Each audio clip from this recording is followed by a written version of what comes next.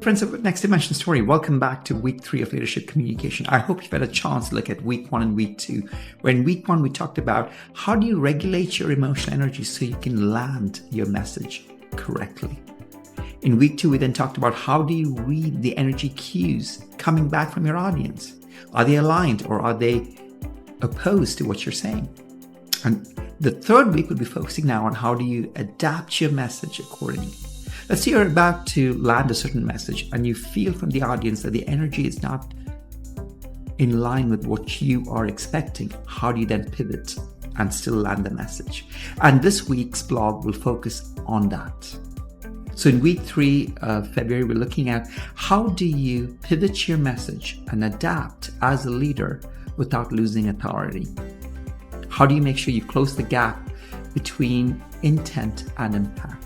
This is what you're intending to communicate as a leader, and this is the impact that it's making. How do you make sure you close the gap so that what you intend is exactly how the impact lands with your message? So in this blog, we'll be looking at how do you shift your tone, your message, your approach, while still maintaining authority as a leader, while still maintaining your convictions as a leader.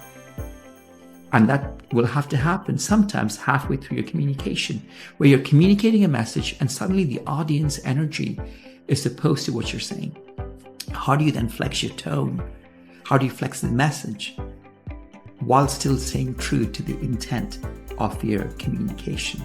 And that is the superpower of adaptability that we'll cover in this blog, where as a communication leader, one of your biggest superpowers is adaptability, adapting your communication halfway through so you can land the right message with the right intent and the right impact and manage the energy in the room.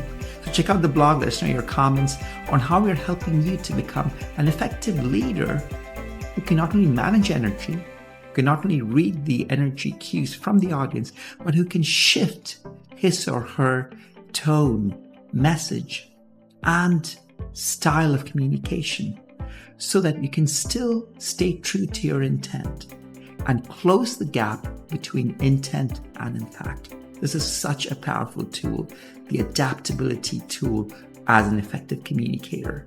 So check out the blog, let us know your comments on how this is helping you to become an effective communicator. And just before you go, we're also going to tease the 4th blog for February. And the 4th blog talks about if you're constantly adapting your energy, your tone, your style, your adaptability when you're communicating as a leader so that you're closing the gap between intent and impact, how do you keep your energy levels up? Now that's a question for blog 4, which we'll cover later. But for this week, we're focusing on adaptability as a communicator to ensure that you close the gap between intent and impact.